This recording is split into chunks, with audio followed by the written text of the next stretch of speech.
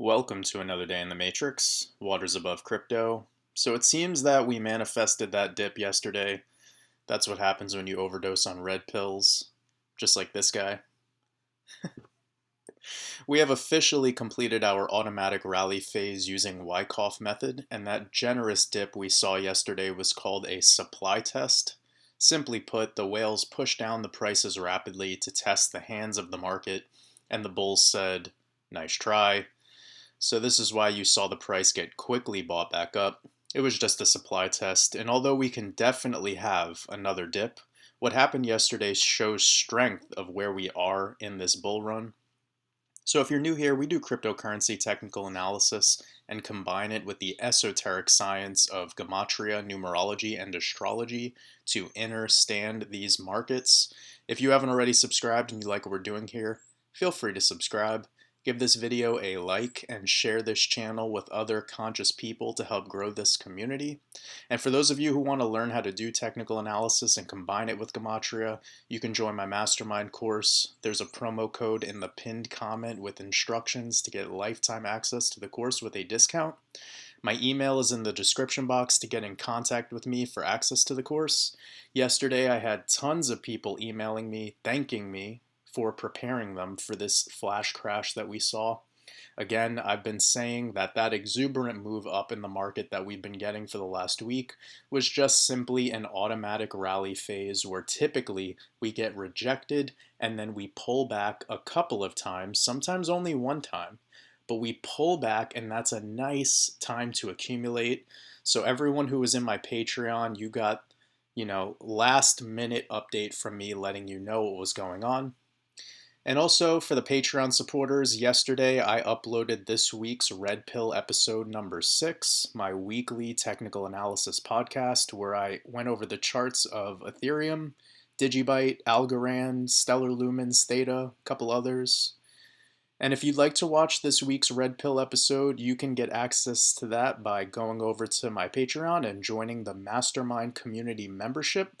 And that tier will also give you access to the Discord group chat. With that being said, let's take the red pill. So, what's going on here? Oh, also, I'll be doing the live stream Q&A on Thursday, which will be at 6 p.m. Eastern Time Zone. That'll be for Patreon supporters of the Mastermind community. So for anyone who's in the Mastermind community, this Thursday, 6 p.m. New York time, we'll be doing a live stream. Ask me anything. You guys can let me know your thoughts and questions and yada, yada, yada. And we'll have some fun hanging out together. So first things first in this chart, we are seeing a lot of things going on, so let me just make this look a little less hectic. And the first thing is we have closed a daily candle below all of the key moving averages, and now we are seeing resistance at those moving averages. That's actually pretty normal. So until we start getting above these moving averages again and showing them as support, this will probably move sideways and down. And as it moves sideways, the altcoins will do very, very well. So Bitcoin dominance continues to slip. It's like 46% right now. Again, I've been locked and loaded and ready for this moment because once this sort of thing happens, you'll see the shitcoins, the shitties start taking off. So once those shitties are done taking off, that liquidity will flood back into the altcoins that matter, and this market will be ready for its next leg up. And I'm very adamant about this idea that if Bitcoin does want to move up, starting whenever, if it moves up, the next big move will be 6 digits. I sincerely believe that by, I don't want to put a time on it, but I do see the next big move with resistance along the way, of course. We could see resistance at 72,000, 84,000, and then perhaps even 90,000 flat. But I see the next big move for Bitcoin being around 6 digits, maybe up to 115,000 if it really wants to blow off. And then after it hits that level, it'll probably pull back really nicely. And that'll most likely happen sometime in the summer. In the United States summer, of course. For those of you in Australia, it will be your winter. I remember that because I used to live there. But anyways, so when we have that move, it'll almost be like the cycle in was it 2013? So it'll be nothing like the 2017 cycle if that occurs. It'll be a pullback that'll last all the way through most of the summer into the fall time, and then it'll reverse back to the upside starting around the end of the year. Anyways, while we're below these, we're just going to remain sideways, potentially a little bearish, but you never know with this market right now. We could just like the next 4-hour candle could open up, which will be in 30 minutes, and this whole market could just melt to the upside. You never know. So let me hide the, bring back the drawings, and you see I changed my descending resistance to match these candles right here because I still feel like we have some room to go. And if you look yesterday, we filled this 382 level, and I was telling you to expect the fill of the 382, and as low as the 236. If this 236 doesn't hold, whenever that comes, it might never come, but if it does come, a daily close below this 236 would signal we're probably going to backtest the 49,000 range, which will be these previous candles, to see if those are still a flipped support, and if not, it would be even further, and I'll go over that in 1 second. So one of the things that I was mentioning to you guys was this cross of the 55 and the 8 EMA, and this cross seems to not want to pick a direction just yet. As you can see, it's coiled up back here, and then it just coiled up again, and it looks like it's about to do another, like it's tangled. And when these two moving averages in particular are tangled, that's a sign of sideways. So again, while Bitcoin moves sideways, the altcoins can do pretty well, but whenever Bitcoin sells off fast, you're going to see the altcoins sell off just as fast and give way more back to the market. And that's what we saw yesterday too. So again, there's isolated incidents where one random coin, of course, will be going up, but at the end of the day, most cryptos move when Bitcoin moves. Same thing goes to the upside. So another thing to look at is if I pull up my VPVR. Again, for those of you that don't have this, it's because you don't have the upgraded TradingView. And if you want a link to get a little discount on the TradingView Pro, you can just feel free to comment or email me, and I will hook you up with a link that gives you a discount, and it will include this VPVR indicator, which I absolutely love. So if you see this fractal here, which shows you from around February all the way to where we are today, we've basically been in a huge sideways consolidation range, a horizontal trading range since then, and this VPVR point of control where we have the most trading, the most volume profile range is right around where we're trading right now. So if you see the red text right here, the red box says 55,800, that's the point of control, and 56,000 is where we're trading. So we're right there. And a daily close below that point of control will most likely set us in a trajectory to backtest the 236. Again, if Bitcoin backtests the 236, what do you think will happen to all the altcoins? That's right, they will move down too. So this again will be another what's called a supply test, and those are welcomed in a bull run because you want buying opportunities. Those are the best moments in a bull run. So RSI right now sitting around, excuse me, 49. And the MACD is a little precarious. It's entered the positives, but it is flipping slightly to look like it might cross bearish again. They're pinching together. And as these two moving averages pinch together, you could see histogram flip, and then you'll get more confirmations. Let's look at the weekly chart really quickly because I did mention something about that, and there's a significant thing showing up in the weekly.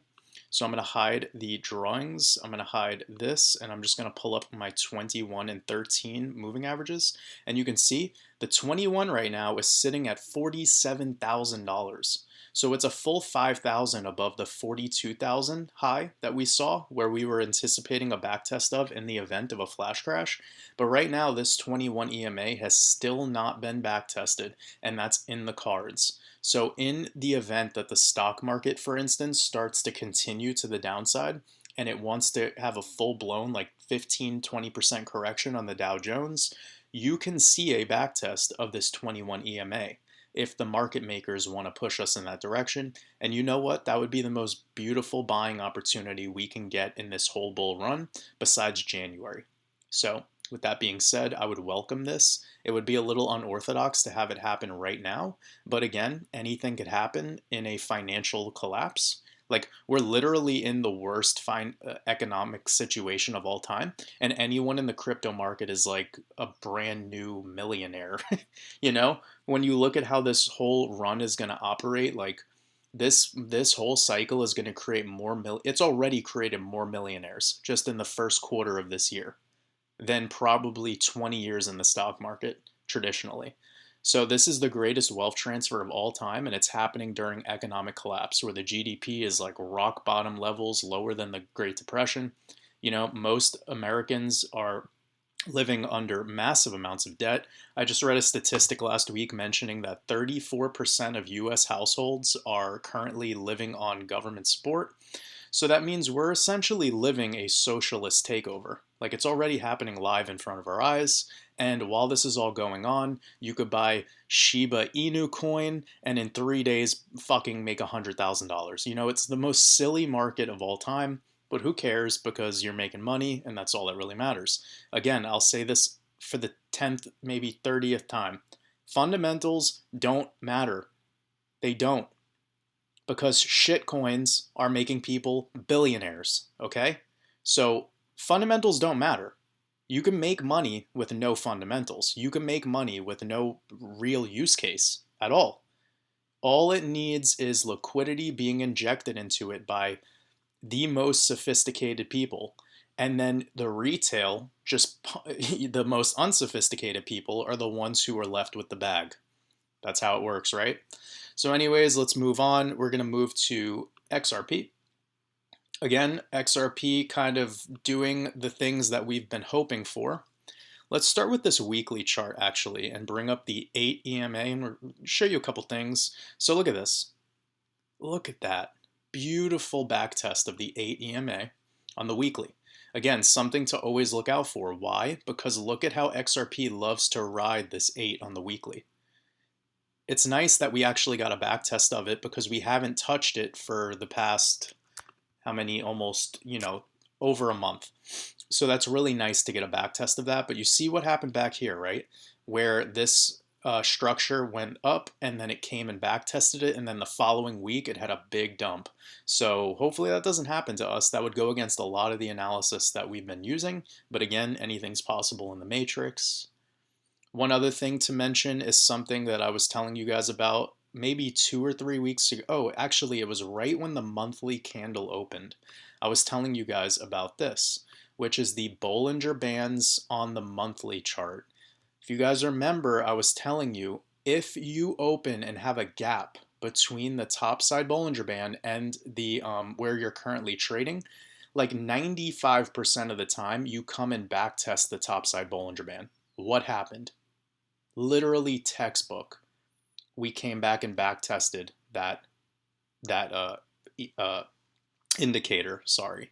So there's been a lot of negativity about the TA we've been doing here, of course, because as you grow and become more popular, you're going to have more haters. That's kind of just part of the deal. But with that being said, for all those people that are still deciding to subscribe to my channel and watch, even though you have a bunch of shit to talk, go back and watch my videos. Like, I've told everyone about this gap being filled on the Bollinger Band, topside Bollinger Band, and it literally happened perfectly, like to the wick. You zoom in all the way and you can see. It's perfect. Okay? So, just because you want XRP to go to fucking $589 because the Simpsons told you so, I'm sorry to hurt your feelings, but this is technical analysis. And I'm giving you guys some secrets here. A lot of people don't talk about this, but it's a gem. So humble yourself and maybe keep your keyboard warrior tactics to another YouTube channel. Let's go to the daily chart and see what's going on there. First and foremost, Bollinger Bands are constricting, so that's really nice to see. These Bollinger Bands constricting will lead to volatility, most likely to the upside, given that XRP has been very, very pushed down and suppressed, and it's ready to explode. One thing to mention, though, is we have that daily closure below the 21 EMA, if I remember correctly. Yes, we did. And now the 13 EMA is starting to become a little bit of a resistance. And until we clear both of these moving averages, I'm suspecting that we could continue to move sideways. Also, you see on the VPVR point of control where we're getting the point of control is perfectly around the $1.40 level. I was mentioning the 236 fib.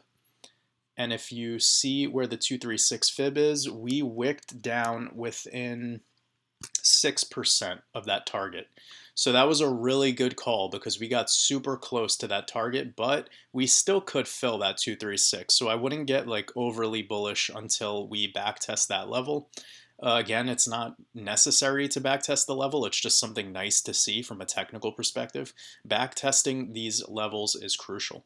The 55 EMA, this white moving average right here, is basically right on the 236. So that's more confluence. That's very good to see. And yeah, this is literally playing out beautifully. We do have this red box territory where we were anticipating a breakout by the 14th or 15th of May to be seeing new highs. We're holding that as possibilities as for right now, but this whole red box territory, I'm still anticipating a new high. So that could be as late as the 22nd or 23rd of May, again, because 22 is in XRP Gematria, and 23 is also in XRP Gematria. And then leading into the 21st week of the year, I expect turbulence. I'm not entirely sure where I'm at with that just yet because of the lunar eclipse and the incoming solar eclipse on June 10th. Again, I'll be making a mastermind course video about that later today, most likely, if I could find some free time. And yeah, so I don't know what could happen between this whole time span. I'm really open-minded. So if any of you guys have any comments on that, on the lunar and solar eclipses coming up, please feel free to comment below. I would love to hear your thoughts. And then one last one before we head out would be Theta. Again, I try not to go into too many altcoins on the YouTube channel just because it takes a lot of time and I value everyone's time as well as my own.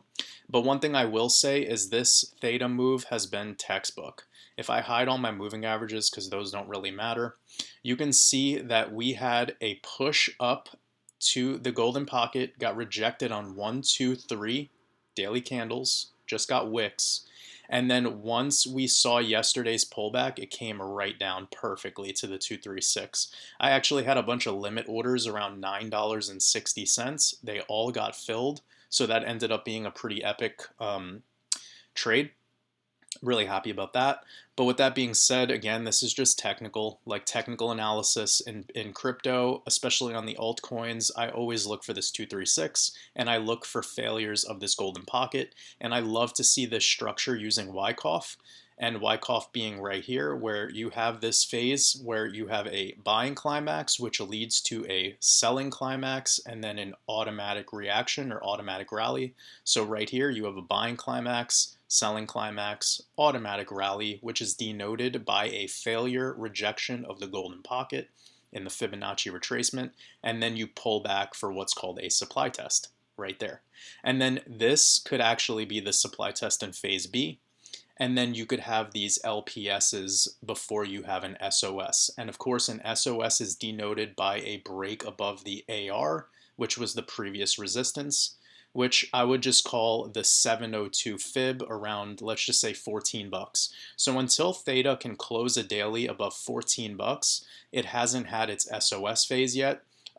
What would be really nice to see though is a close above the golden pocket. That would be what I would personally call an SOS. So it'd be something like this. Let's just say we have one last supply test down, and then this is our SOS like this, and then we have this backup phase before continuation.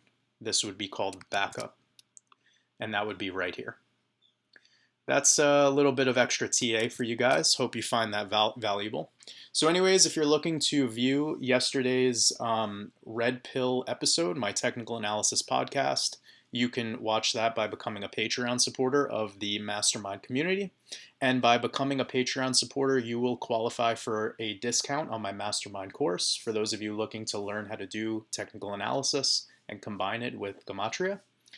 And with that being said, enjoy the rest of your day in the Matrix. Much love.